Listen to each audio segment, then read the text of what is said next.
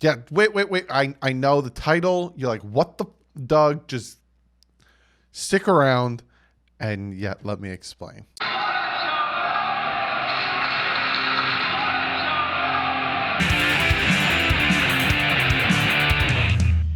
What is up, Fin fans? Yes, like you could see, I'm talking about the top 10 worst moves the Miami Dolphins made in the offseason. You're like, Doug, we got no baseball. You had no basketball. Why?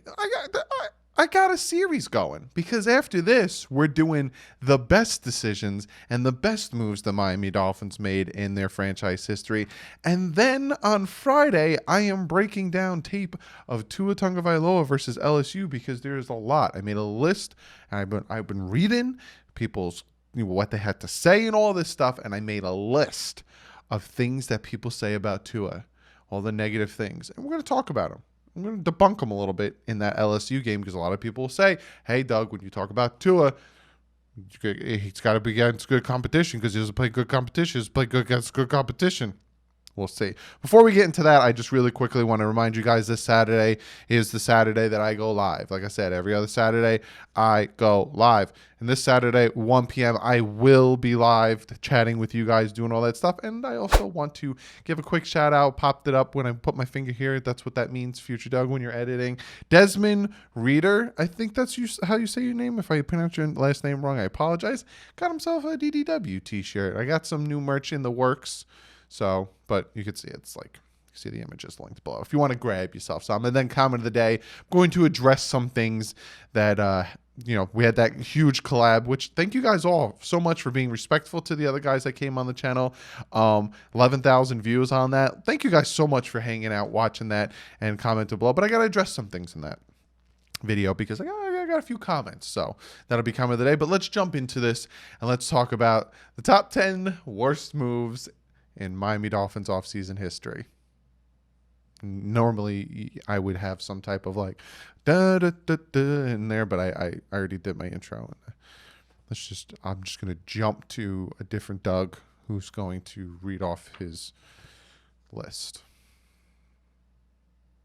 Sorry. So we are going to start at number 10, and number 10 for me. Now this one's number 10 is low on the list because he was impactful with the Miami Dolphins, and the move necessarily wasn't bad. It was the amount that was bad. And my number 10 is signing Ndamukong Suh to a $114.4 million contract, $77.9 million guaranteed. The biggest contract for a non-quarterback went to that man, and the contract was, we signed him in 2015. It was supposed to be till 2020. Has he been on the team for the last 2 years? I think not. So that's why I have a 10. I do think it was a bad move in the aspect of you gave him a huge, fat, juicy contract. Like I said, $114 million. He did have 15 sacks and 49 QB hits in his time with the Miami Dolphins, but they did cut him after only 3 years. 15 sacks, 50.5 sacks, 49 quarterback hits. Again, super disruptive. And Ndamukong Suh is a man you do not take lightly. But the amount of money we paid for this man, again, cut him in 2018, and we had to eat up $22 million in dead cap. I think this was the first year it didn't. This offseason we didn't get affected by it. It was a dumb move to pay him that much money. And that is the things of the past. That is the Miami Dolphins of the past. They don't do that anymore where they're going to throw big fat contracts at you because you got a big name. You don't fit the scheme. You don't fit the system. We don't care how great you are. We're not going to throw a fat, ugly contract. Speaking of fat, ugly contracts, my number 9. Signed this man to $60 million for 5 years, $30 million guaranteed in 2013. Can you guys guess who that is? I'll give you a second to comment below. I'm pretty sure you guys already know. It's Mike Wallace. Signing Mike Wallace to a $60 million deal, $30 million a year. He had one good year with the Pittsburgh Steelers, and the Miami Dolphins were like, we got to get Ryan Tannehill, a wide receiver, and get the lasso on him and got him over here. Mike Wallace was like, you're going to pay me that much money to go down to Miami and just run verts? Sure. Hopefully your quarterback can get the ball to me. I'm sorry. I'm sorry. Don't take that personally, you Tannehill fans. It was a joke. Don't get mad at me. Then they ended up trading him to the Minnesota Vikings in 2015. He was with the team for 2 years, 1,792 yards, 15 touchdowns. It's the money.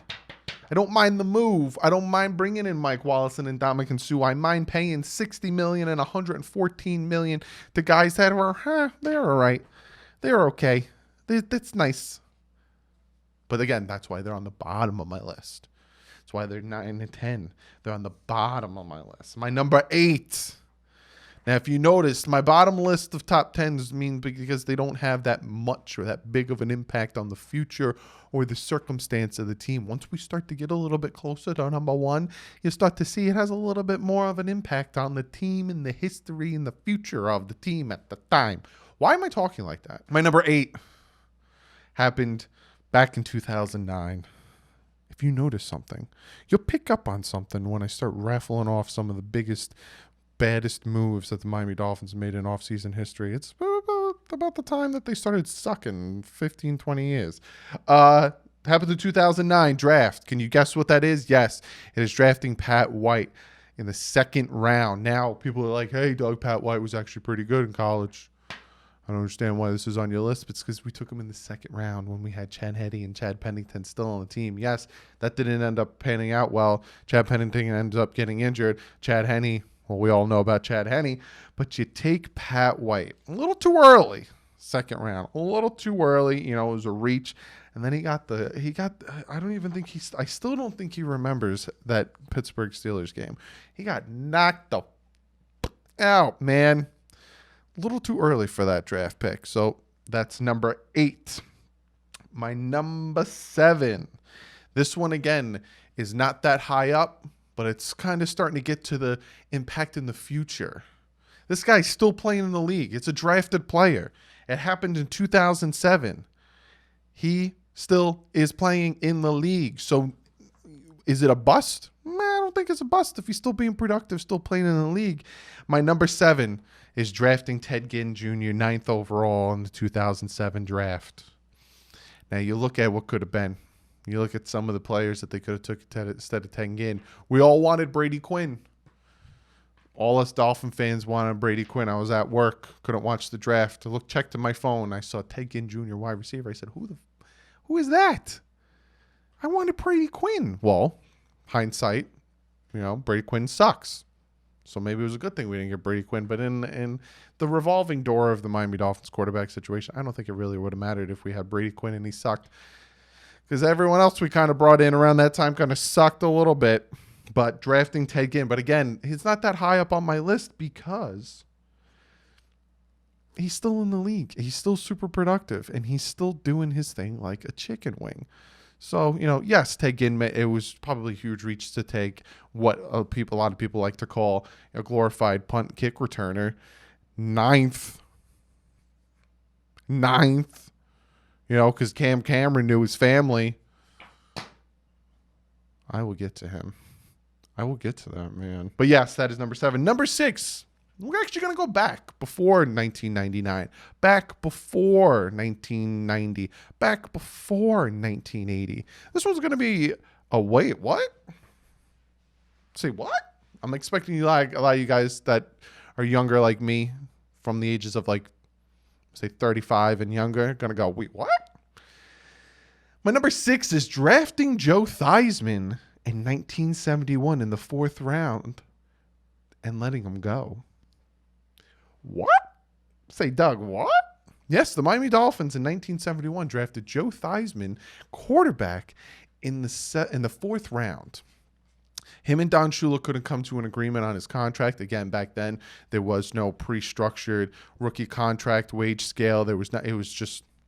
And he went off and he played for the CFL. Then he decided he's done playing in the CFL, and he came back and he joined the Washington Redskins in 1974, and the rest is history. Beat the Miami Dolphins in the Super Bowl 18. Well, thanks to John Riggins, but he still, he was part of the team, and ended up completely blowing out his leg because Lawrence Taylor. But yes, The Miami Dolphins could have had Joe Theismann on the team in 1971 to have him and Bob Greasy on the same team, and potentially being Bob Greasy's successor, and that branch in between Bob Greasy and Dan Marino would have been Joe Theismann. What could have been? What could have been? And that is why I have him at number 6. Because at this point in my list, right, you hit 6, you hit the midpoint. It's kind of like, you don't think of it as anything too impactful, but we get to a point where it's like, wow, what could have been if we had Joe Theismann for those years in between Bob Greasy and Dan Marino? Yes, not saying that the guys in between them sucked, but what could have been? Now we're getting to the juicy stuff. Now we're getting to the stuff that really sucked. Get to the stuff that really affected the team. My number 5 is something, and a lot of you guys are probably saying, hey, Doug, why isn't this higher? It's because, it sucked and it impacted the team, and we could have drafted way better players instead of this man. But the other stuff I have ahead of this kind of impacted the team a little bit more. And my number 5 happened in 2013, and we all know what that is, drafting Dion Jordan with the 3rd overall pick. That sucked. I watched that draft with my friend who's an Eagles fan.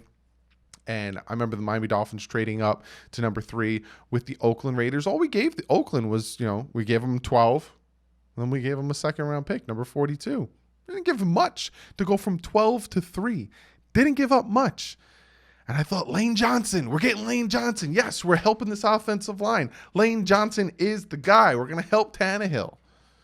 Now we got Dion Jordan. Of course, we all know the story, all the suspensions, all that stuff. He went and then he ended up going with Seattle, doing his thing in Seattle. But he had a very bad career because of all of the abuse that, the substance abuse stuff that he had to deal with kind of affected his game on the field. And unfortunately, I think he's a free agent right now. I know he's bouncing around from team to team, but I think he's a free agent right now. But what could have been? Who we could have got instead of Lane Johnson in 2013 in the 3rd round? Comment it below. Name some of the guys after Dion Jordan, not Lane Johnson. Dion Jordan we could have got with that 3rd overall pick in 2013. I'm very interested to see what you guys have to say about that one. But that is my number 5. Now we're getting to the thick of it. Now we're getting to things that really chap my ass. My number 4 is not hiring Jim Harbaugh. That whole debacle is Stephen Ross's biggest mistake to date. Maybe. So this is what happened with the whole Jim Harbaugh situation, right? John Harbaugh is with the Baltimore Ravens. Jim is deciding to come play, coach in the NFL. Wants to be a head coach. Michigan man. Stephen Ross is a Michigan man. We still have Tony Sparano as our head coach. How you doing, Tony Sparano? Rest in peace. No, for real, rest in peace, Tony Sparano. 2008 AFC East champions. Thank you, Tony Sparano. But Tony Sparano, still our head coach. Haven't fired him. Stephen Ross gets on his stupid helicopter, goes talks to Jim Harbaugh. While Tony Sparano is still our head coach, he goes talks to Gruden and Cowher, who both tell him, not interested, you still have a head coach. After that whole debacle, you know what they do? You know what they do on January 8th, 2011? After him, full court circus they give him a contract extension, Tony Sparano. Sorry, Tony, we didn't mean to do that. We didn't mean to drag you through the mud while we're going and talking to all these other people. But then what happens? December 12th, week 14, they fire him anyway. What could have been if they would have just said, listen, Tony, it's not working. You're stuck here. You're not progressing enough for us. We want to move on. They fire him. They bring in Jim Harbaugh. Jim Harbaugh took the 49ers to the Super Bowl. Jim Harbaugh was a pretty good coach for the 49ers. What he could have done with Miami. What could have been. What could have been. That's my number 4. Now we're up to my top 3. My top 3.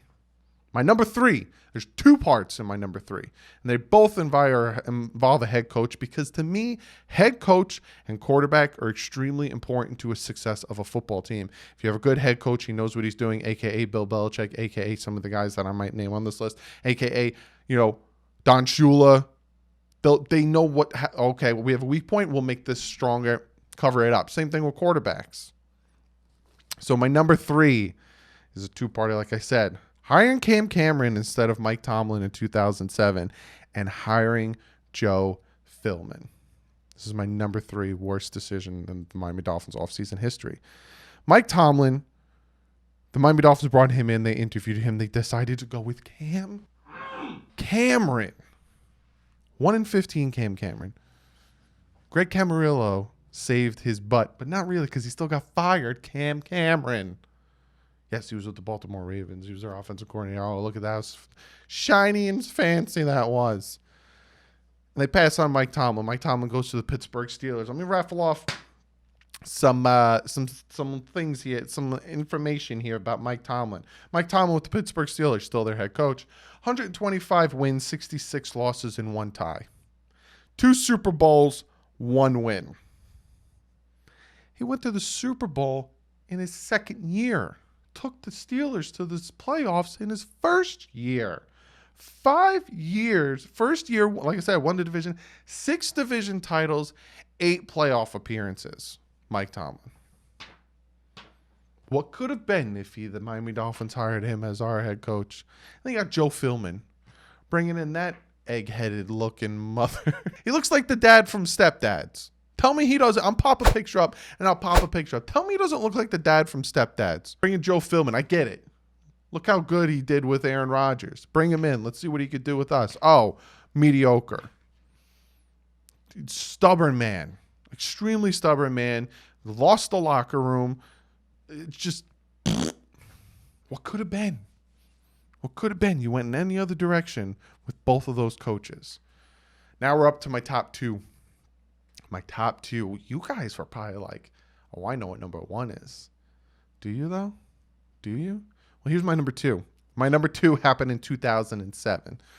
If you've been following me for a while, you'll know what my number 2 is because of the story. I went my first ever game in Miami against the Miami Dolphins versus Kansas City Chiefs. It was a home game. My first ever game. I think it was 2008 in Miami. I've always had to go to the Jet Stadium and deal with Jet fans yelling at me. First game. This man was killing it. I went out and I bought his jersey from the truck. He used to have these 18-wheelers. They'd open the side of them. I bought his jersey. They ended up trading him in 2007. So in 2006, not 2008, 2006 is when I saw him. 2007, offseason, they traded him. Can you guess who that man is? Trade him to the New England Patriots. And that is my number 2. Trading Wes Welker to the New England Patriots for a 2nd and a 7th. For a 2nd and a 7th. We got Samson Satelli and Brandon Fields for those 2 picks. Led the league in receptions in 2007, 2009, 2011. 5 years of 1,000 yards receiving out of the 6 with New England. But the thing that sucks the most about it, not because of us. Don't get me wrong. Like I said, I love the man. I bought his jersey. I would have loved to keep Wes Welker on our team. The man never won a Super Bowl. He never got a ring. He deserves a ring. But he never got one. Wes Welker. Maybe he's another one who should be in the Hall of Fame. Eventually. That's my number 2. Now we're down to it. My number 1. Worst offseason decision for the Miami Dolphins in history of their team. Can you guys guess what that is? You guys know. You guys definitely know what this one is. Trading for Dante Culpepper over signing Drew Brees. Now, again, hindsight is 2020. I think that's the saying. You look at the scenario, right? Dante Culpepper tears his ACL. Drew Brees has, I pointed to the wrong shoulder. He has messed his shoulder. Have you ever seen the video of how he messed up his shoulder, landing on it and having it bounce around like that? He had shoulder surgery. That's a reconstructor, that stuff. I can't speak.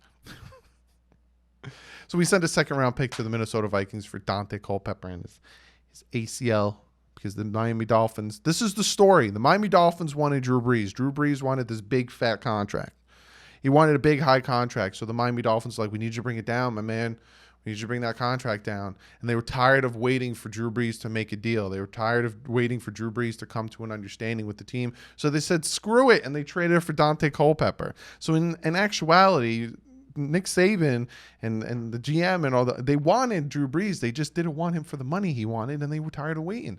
So they traded for Dante Culpepper. Again, you trade for a quarterback who had a torn ACL, or you trade for a quarterback who had a reconstructed shoulder surgery on his throwing arm. At the time, which one makes more sense to you? Don't think about it now. Don't think about the Super Bowls. Don't think about the records. Don't think about it now. Put yourself back then. Would you take a quarterback who tore his ACL or reconstructive shoulder surgery? That's a tongue twister. Who wanted 6 years, $60 million? So the Miami Dolphins traded for Dante Culpepper. That ended up sucking real hard, like sucking a fart right out of someone's butt. You know, we know the story. Dante Culpepper went on to do a lot of nothing. He went to, Oakland. Then when Oakland came and played the Miami Dolphins, Oakland spanked the Miami Dolphins. He did that stupid thing where he pointed to his knee after he ran a touchdown and said, "My knee's all right." I don't give a crap if your knee's all right. You still suck. You were a product of having Chris Carter and Randy Moss. Shut up. Drew Brees goes on to win Super Bowls, gets records, and the rest is history. But that's my list. Comment below. Let me know what you think of the list. Again, this is my list. This is my opinion of what I think is top 10 to 1. Again, next video, which is probably going to be either Wednesday or Thursday, is going to be my top 10 best moves Miami Dolphins made in offseason history. Again, this one might have been a little bit of a Debbie Downer. Hopefully I made it a little bit better about my stupid humor. Next video is going to be the good one. Then after that, we're talking about Tua. This is another good video. And then I'm going to be live Saturday at 1 p.m. So be sure to comment below. I want to get your top 10 list. If you keep it short. Just be like, hey, this. Don't give me a paragraph because it's too long to read. But give me your top 10. Or if you agree and you just reorganize them, tell me where you'd have something different. And I'm going to get to the comment of the day. Now, comment of the day is just something I need to address from last video. So my last video was I had Dan Mitchell, I had Patriot Global, I had Jet Central on. And we talked about who at that point, who right now we think will win the division. Right now. No training camp, no OTAs, no mini camp, no preseason, nothing. As of right now, who would we think would win the division? And we all picked the Buffalo Bills because as of right now, the Buffalo Bills have a lot of continuity. They're building off of strength. They made the playoffs last year, and they didn't lose talent. So it's just, as of right now, we're like, yes. As of right now, if I had to pick, I'd pick the Buffalo Bills. Now, come week 1, and I've said this to you guys time and time again, and this is the reason I'm talking about this in comment of the day is it out of the realm of possibility for the Miami Dolphins to win the division? No. The Miami Dolphins can win the division. I've talked about it time and time again in a ton of videos. This whole point of that video was to bring in other content creators, to bring in other AFC East guys, hear their parts, hear what they think of their team, and then we talk about it. You guys know how I feel. Miami Dolphins almost beat Buffalo in Buffalo if it wasn't for one interception. They beat New England in New England, and I think they can win those first 2 games. I tell you guys this constantly. I think that the Miami Dolphins can win the division. It is very plausible. Anything could happen. But if you put a gun to my head right now and I had to pick one, yeah. There's a lot of new additions to this team. We have to see how they gel.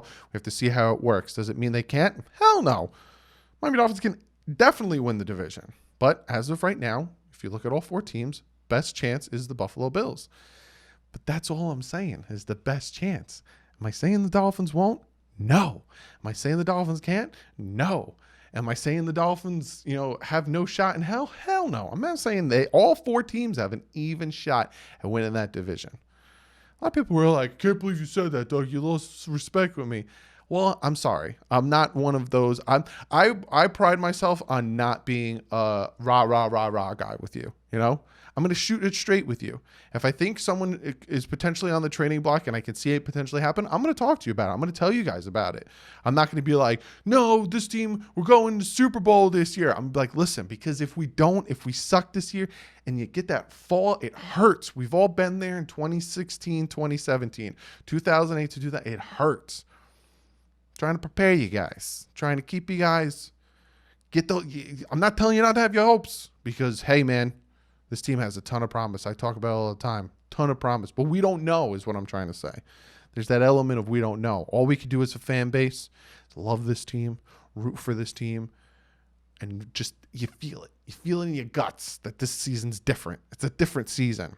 But I hope I, clarified that, because some people thought that, I'm saying that, Bills definitely going to win. No, what I'm saying is, as of right now, with the way the things are, they have the best chance. But hey, man, lots of things can change. They've made tons of videos about that. Things could change. So other than that, that's the video. Be sure to follow me on Twitter and Instagram.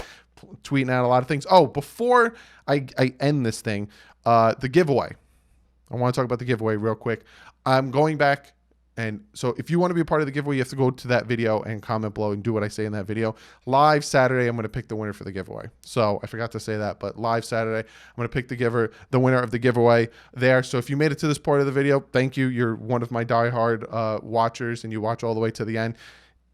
The giveaway winner will be picked on Saturday. I'll talk again in the beginning of next video. I just forgot to. But yes, be sure to follow me on Twitter and Instagram as soon as news breaks, it got real dead. It got real dead real quick, but as soon as the news breaks, I will be tweeting it out and talking about it there. Also, check out the Bit Boys. I started playing Last of Us 2. Got some good content going on over there, so if you like what you see, hit that subscribe button. Other than that, give this video a thumbs up. Yes, it's a crappy video, but you got to start with the crap and then end with the good.